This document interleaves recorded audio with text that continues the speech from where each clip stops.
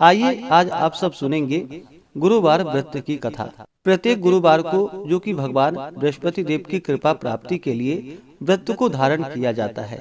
जो भी भक्त सच्ची श्रद्धा के साथ नियम और निष्ठा के साथ गुरुवार का व्रत धारण करते हैं तो भगवान बृहस्पति देव की कृपा से उनके सभी प्रकार के दुख और कष्ट दूर होते हैं तथा सभी प्रकार के सुख और समृद्धि की प्राप्ति होती है।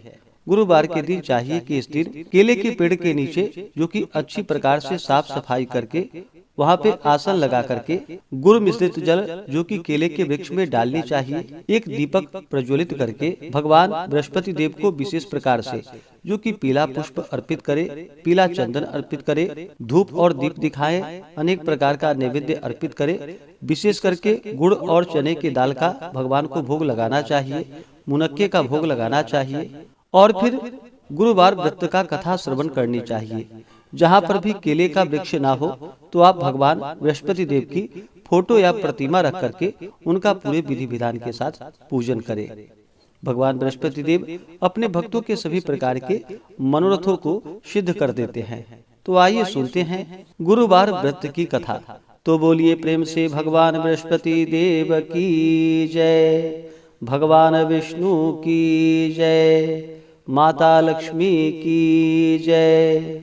कथा के अनुसार प्राचीन काल में एक बहुत ही निर्धन ब्राह्मण रहता था। उसके कोई संतान ना थी। वह नित्य पूजा पाठ करता। उसकी स्त्री ना स्नान करती और ना ही किसी देवता का पूजन ही करती थी। इस कारण ब्राह्मण देवता जो कि बहुत दुखी रहते थे, अपनी पत्नी को बहुत समझाते किंतु उसका कोई परिणाम ना निकलता। भगवान की कृपा से ब्राह्मण के यहाँ एक कन्या उत्पन्न हुई। कन्या बड़ी होने लगी। प्रातः स्नान करके वह भगवान विष्णु का जप करती, बृहस्पतिवार का व्रत भी करने लगी। पूजा पाठ समाप्त कर जब पाठशाला जाती तो अपने मुट्ठी में जौ भरकर ले जाती थी और पाठशाला के मार्ग में डालती हुई जाती थी। लौटते समय वही जौ जो कि स्वर्ण के हो जाते थे तो उसको बीनकर घर ले आती थी। एक दिन वह बालिका सूप में उन सोने के जौ को फटक कर साफ कर रही थी कि तभी उसकी माँ ने देख लिया और कहा कि हे बेटी, सोने के जौ को फटकने के लिए सोने का सूप भी तो होना चाहिए। दूसरे दिन गुरुवार था। कन्या ने व्रत रखा और भगवान बृहस्पति देव से सोने का सूप देने की उनसे प्रार्थना की और कहा कि हे प्रभु, यदि सच्चे मन से मैंने आपकी पूजा की हो तो मुझे सोने का सूप दे दो। बृहस्पति देव ने उसकी प्रार्थना स्वीकार कर ली और रोजाना की तरह वह कन्या जौ फैलाती हुई पाठशाला चली गई। पाठशाला से लौटकर जब वह जौ बीन रही थी तो बृहस्पति देव की कृपा से उसे सोने का सूप मिला। उसे वह घर लेकर आई और उससे जौ फटककर साफ करने लगी, परंतु उसकी माँ का वही ढंग रहा। एक दिन की बात है, कन्या सोने के सूप में जब जौ को साफ कर रही थी उस समय उस नगर का राजकुमार वहां से निकला। कन्या के रूप और कार्य को देखकर वह उस पर मोहित हो गया। राजमहल आकर वह भोजन तथा जल त्याग कर उदास होकर लेट गया। राजा को जब राजकुमार द्वारा अन्न और जल त्यागने का समाचार प्राप्त हुआ तो अपने मंत्रियों के साथ वह अपने पुत्र के पास गया और पूछा कि हे बेटा, तुम्हें किस बात का कष्ट है? किसी ने तुम्हारा अपमान तो नहीं किया अथवा कोई और कारण है? मुझे बतलाओ, मैं वही कार्य करूंगा जिससे तुम्हें प्रसन्नता की प्राप्ति हो सके। अपने पिता की बातें सुनकर राजकुमार बोला कि हे पिताजी, मुझे किसी बात का दुख नहीं है।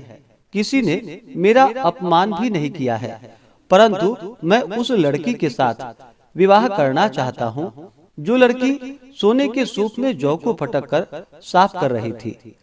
राजकुमार ने राजा को उस लड़की के घर का पता भी बता दिया। मंत्री राजा के कहने पर उस लड़की के घर गया। मंत्री ने ब्राह्मण के समक्ष राजा की ओर से निवेदन किया और फिर कुछ ही दिनों के बाद ब्राह्मण की कन्या का विवाह राजकुमार के साथ संपन्न हो गया।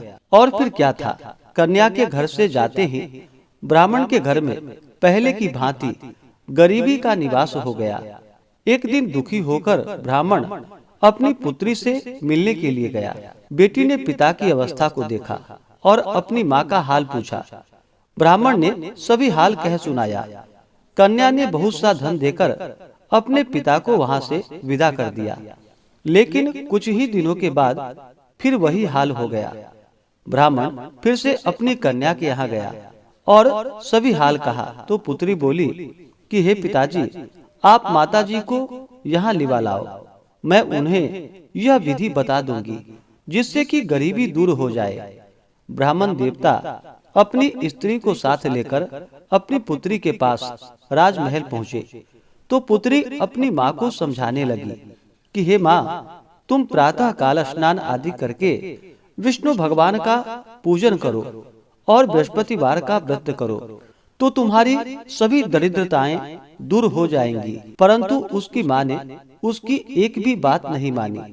वह प्रातः काल उठते ही अपनी पुत्री के बच्चों का जूठन को खा लेती थी। एक दिन उसकी पुत्री को बहुत गुस्सा आया। उसने अपनी माँ को एक कोठरी में बंद कर दिया और फिर प्रातः उसे स्नान आदि करा करके उससे पूजा पाठ करवाया। तब जाकर के उसकी माँ की बुद्धि ठीक हो गई। इसके बाद नियम से पूजा पाठ करने लगी और प्रत्येक बृहस्पतिवार को व्रत भी करने लगी। और फिर इस व्रत के प्रभाव से मृत्यु के बाद वह स्वर्ग को गई। वह ब्राह्मण भी सुख पूर्वक इस लोक का सुख भोग कर अंत में स्वर्ग को प्राप्त हुआ। बृहस्पति देव सभी कामनाएं पूर्ण करते हैं। जो सद्भावना पूर्वक बृहस्पतिवार का व्रत करते हैं एवं कथा पढ़ते हैं अथवा सुनते हैं और दूसरों को भी सुनाते हैं, बृहस्पति देव उनकी सभी मनोकामनाएं पूर्ण करते हैं और उनकी सदैव रक्षा करते हैं। जो संसार में सद्भावना के साथ गुरुदेव का पूजन एवं व्रत सच्चे हृदय से धारण करते हैं, उनकी सभी कामनाएं वैसे ही पूर्ण होती हैं जैसी सच्ची भावना से राजा और रानी ने बृहस्पति देव की कथा का गुणगान किया था, तो उनकी सभी इच्छाएं बृहस्पति देव जी ने पूर्ण की। इसलिए सबको कथा सुनने के बाद प्रसाद लेकर जाना चाहिए और हृदय से उनका मनन करते हुए जयकारा बोलना चाहिए। तो बोलिए प्रेम से भगवान बृहस्पति देव की जय।